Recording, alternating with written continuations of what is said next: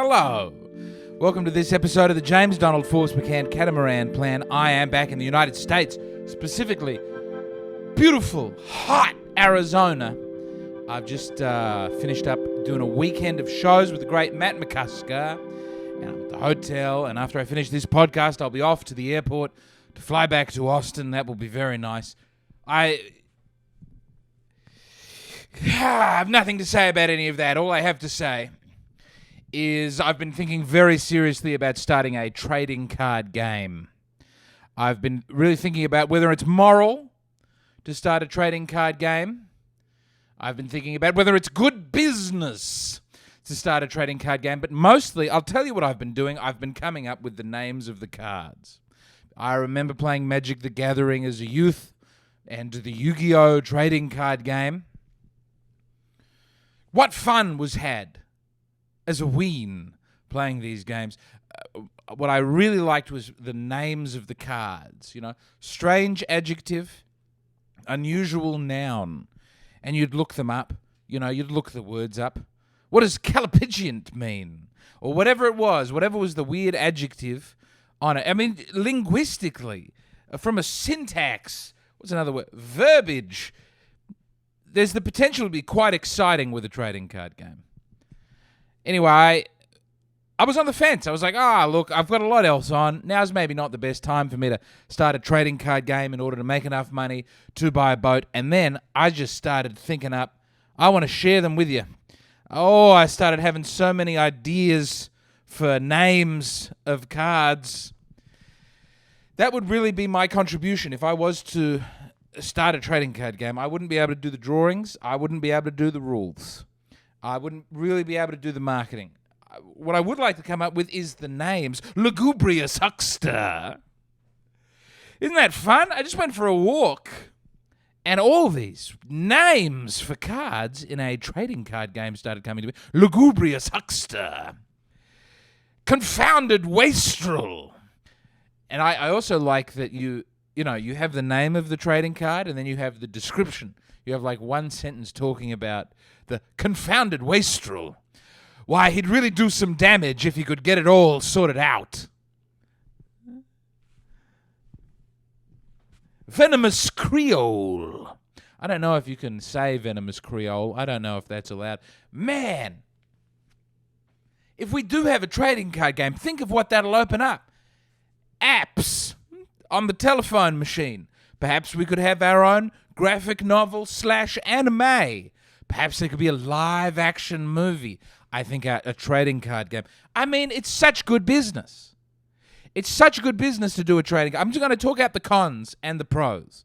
Let's start with, and then I'll get back to the names, of which I have so many. Scandalized Luminary. My favorite remains Lugubrious Huxter.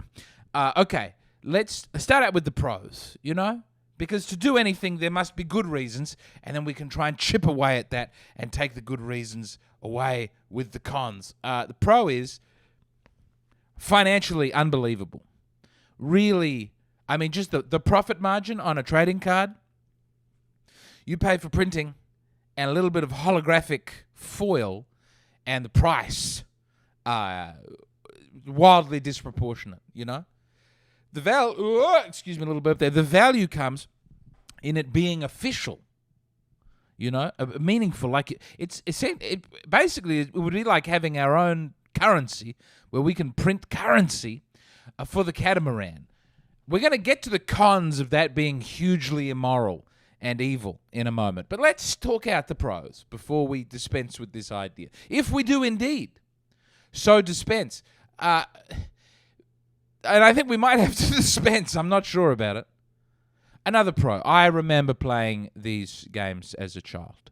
The trading card games. And I had a very nice time. I found that, I wouldn't say it was as good as if I had just played competitive sport, but I was also so deeply uncoordinated as a child. Things started to snap into place during puberty. Couldn't catch a ball. There wasn't much going for me in competitive sport. I was about to say Confederate sport. My goodness gracious me, boys. No, competitive sport. So for the spastimacated youth, I think having a trading card game is not a bad way to enjoy some of the fruits, and shouldn't they have fruits as well? Shouldn't the spasticated youth have some fruits? Okay, so there's that. So it's a nice thing to do as a child. Here's the con on that one. Kind of gross when people keep doing it later into life. I know we had Alex Milenkovic on the last episode, and he loves it. I'm not saying that he's disgusting, but he did take us to a trading card game shop. And Sam Clark refused to go in. He would not walk down into the shop. I went in, and there's a smell. There's definitely a smell to those places and a vibe. And, but I'll just flip that around again and have a pro to the con that was on the back of the pro that we just came up with. What's the alternative? What's the alternative to the people in that smelly dungeon getting together in a trading card game playing a shop? Well, it's that they're on their computers. And then they're even more alone. I think that's probably the other thing that they do, and that's probably the thing that's causing a lot of the trouble, is the computers and the being alone. It's quite nice, board games, Dungeons and Dragons, chess, playing card games. These things at least get the nerds out of the house. And it's important to get the nerds out of the house. And to the extent that this would get having our own trading card game that gets our beautiful nerd fans excited. I don't think of myself as a nerd. I think of myself as a movie star. But definitely I am a big nerd about oh so many things. And I definitely have the nerd look and the nerd social skills. I think a trading card game might, it introduces a sense of play and competition and gets the nerds out of the house, and that's good for the nerds. So we're doing a good in that regard. I don't think I'm fooling myself about that being a pro. I've forgotten more of the pros and cons I wanted to go through, so let's go through some more of the names that I've come up with for this trading card game. Blythe Grotesque. He's an awful man, but he doesn't seem to care. That'll be the little bit in italics. 400 attack points. I don't want to come up with how it all works. Slippery Homunculus. Slippery Homunculus. Gypsy Boy. Gypsy Boy is one we'll have to apologize for, but I think it's important to imagine that in the anime, I play Gypsy Boy. And there's the Joey-like character standing nearby and going, wow, he's playing Gypsy Boy. That's a really strong card. What? It just looks like a little Gypsy Boy. No, he has a special ability. Steal. We're not gonna do that. Gypsy Boy is a good boy. Oh, Gypsy Boy. Good boy, Gypsy Boy. That could be his longer name. Randy Dauphine. Randy Dauphine. I love coming up with the names. Succulent Linguist. I'm having a good time with the names. All right, here's a pro. I think strategy and games, really good. Probably. Chess, the gymnasium for the mind. Here's a con. Trading card games, they involve chance, and that's not... That takes it closer to gambling than strategy, depending how much chance there is in the game. But here's another, which, and then there's a positive because life is full of chance and unknown unknowns and, whatever. So that can be maybe good as well. My bigger issue is I like that in chess it's very even for a game. You start out basically, white goes first, so wife? Hello. White has the tempo. And that is a very, very, it's a small advantage that plays out in general. But basically, if you're black, you can at least play for a draw, and then you get to play as white later on. Very often you get to play for a win. But the thought of starting out with your knowledge is different. The amount you've invested in yourself is different when you sit down to play chess. But what you're actually starting out with, 2 rooks, 2 bishops, whole gaggle of pawns, king and a queen, and the other guy. In a trading card game, people can buy their way to a better deck. And this is one of the things that when I was a kid, it got me out of playing trading cards. I stopped playing Magic the Gathering after my first Magic the Gathering tournament, when I found that kids who had parents who were willing to bankroll their Magic the Gathering habit to a greater extent than mine would win every time because they've got cash. And they're buying, the equivalent would be in chess, just buying a whole row of queens. And then when I was speaking with Alex Milinkovic, he was talking about something underhanded that they do in like Yu-Gi-Oh! And Magic the Gathering is that they'll have a way to play a certain deck. Maybe it's the octopus deck, where all your cards are octopuses. Whatever. And maybe in our case, that would be the homunculus deck. Slippery homunculus. Dry homunculus. Very slippery homunculus. The point being that they'll sell the deck and they'll sell all the boosters and the cards. But if you want the one card that you really need to make that deck work, maybe it's a super booster card that only works for that. You build scarcity. You construct scarcity, and then you make that one card that everybody needs who has that deck extremely expensive. So as you go on your journey of playing the trading card game, you've invested whatever, $100, $110, $120 in all these cards. You're having a good time. Then you realize, oh no, for any of this to work in a meaningful competitive sense, I need to spend $500 on one card, and I don't like that, and that seems evil and wrong. So if we were to have a trading card game come out, boy, it would be necessary for me that we did not go down that path and that it was somehow egalitarian. And now, without taking away the thrill of having something that seems rare and fun and exclusive, but that rare and fun and exclusive thing, I don't want that actually to be important. People can spend. You don't want to say, don't give me more money, don't spend more money on the cards, but it shouldn't actually impact the game, and that should sort of be a tax on the ridiculous, where maybe you're getting a card that does the same thing, but this one's shiny. But then if I'm involved in that, is that, good? And then I think, well, I remember holographic Charizard, my brother found one, and then we played with it, and I played with it too much, and we should have put it in a case, and it got all scratched up, and now it would be worth incredible money. But it did feel meaningful to have a shiny Charizard. It felt really nice.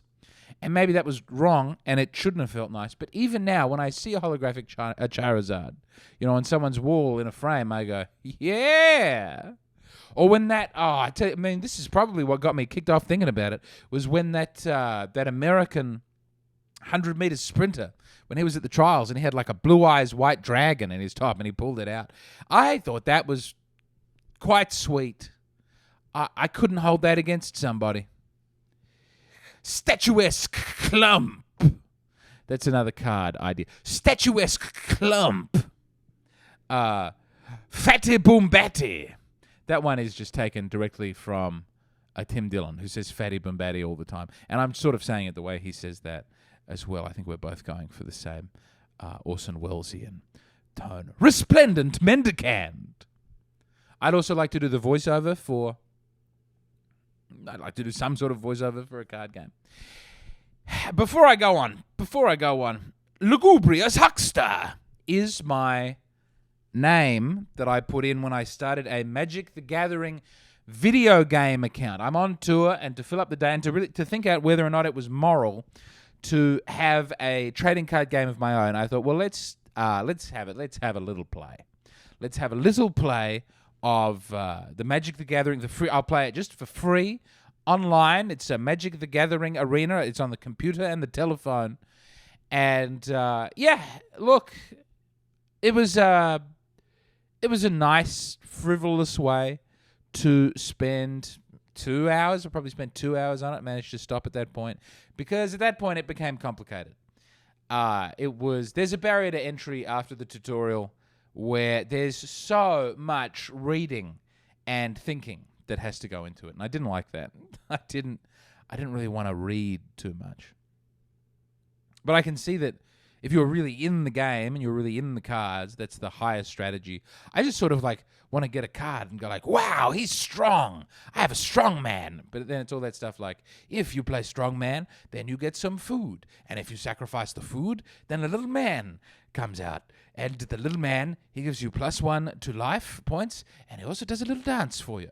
Then you're able to go into your deck and find the doing a little dance card, and a whole bunch of little dances come out.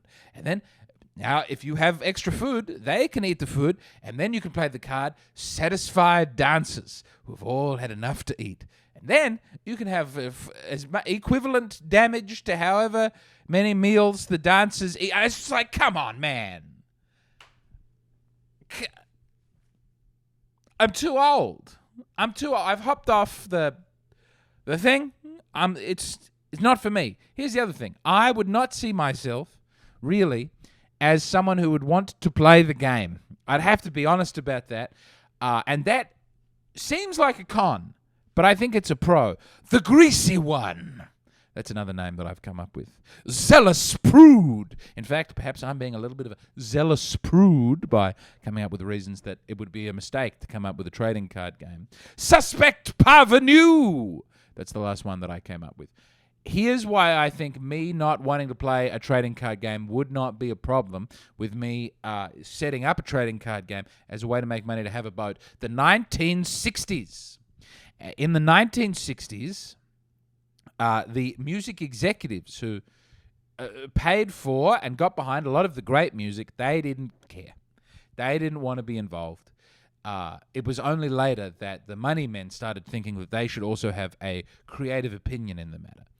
And so as a result, you let something beautiful and good happen that you don't actually know too much about. And if you did know too much about it, you might have some opinions and you might choke the people who really know what they're doing. So in this instance, someone like Alex, if he wanted to design a trading card game, I would say, Alex, this is a great passion for you. You think this is good. I can use my emerging network to really get the TCG out there, and it might make people very happy. We might make some money, and I might get to buy a boat. Maybe it's all good and it's all positive. I might have to be a bit quiet. They're going to come in at some point and try and clean this room. I do have to start packing up and heading to the airport. I'm recording this very last minute. What was I going to say? Yes. So potentially not knowing about it could be a strength. And maybe that's sophistry, but sophistry that I'm willing to embrace for the time being. Here's another thing I didn't like about playing the trading card game. It's what I don't like about video games in general, is that it tricks you into thinking you're getting better at it. You're not getting better at it. You're leveling up in the game. Like, the time you spend doing it is making you more powerful. This is more to do with the video game version of the trading card game thing, but also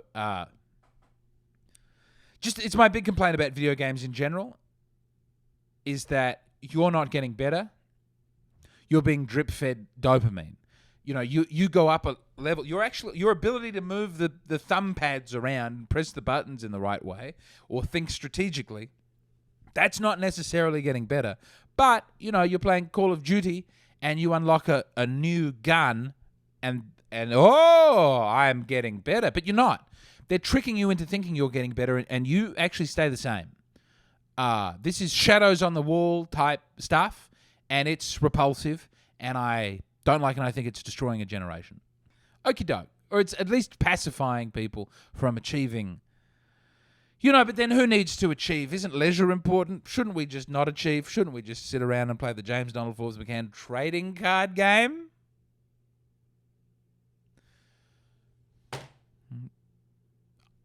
It would be nice if we did do a trading card game, if it could feel more. I was tossing and turning I was tossing and turning and thinking about it. You can maybe you can tell that I'm in a mood. Because on the one hand, I think it would be fun. On the other hand, we've got a lot of other stuff to do. On the third hand, it would be a great merchandising opportunity, and it would be an interesting merchandising, white merchandising opportunity. There was one more. I forget. I don't want to do something that's bad, that's morally bad.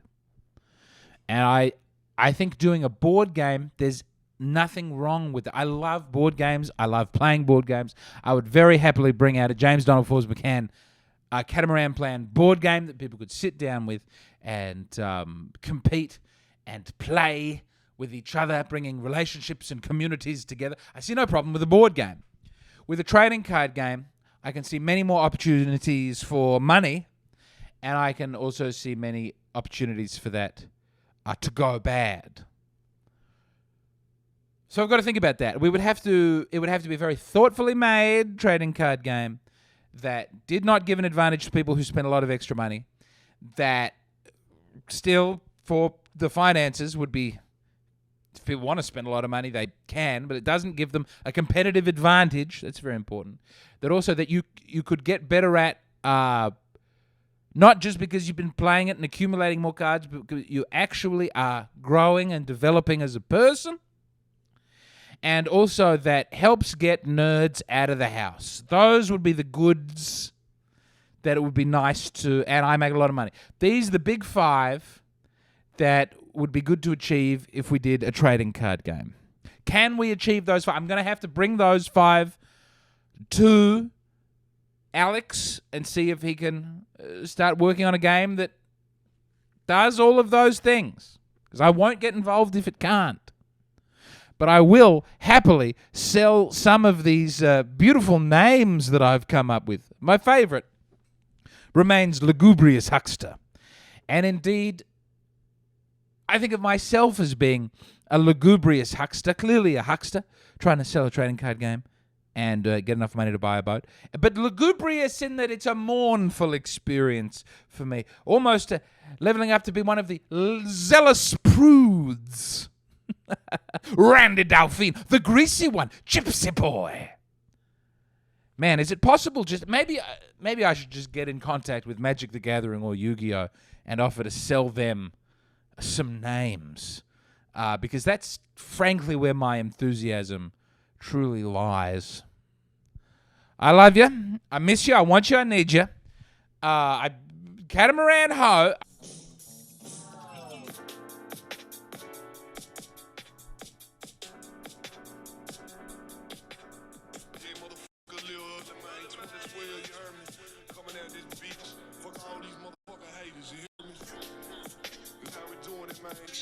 I'm a roast and lugubrious. I'ma let the oozes spit. Turn his face into gooey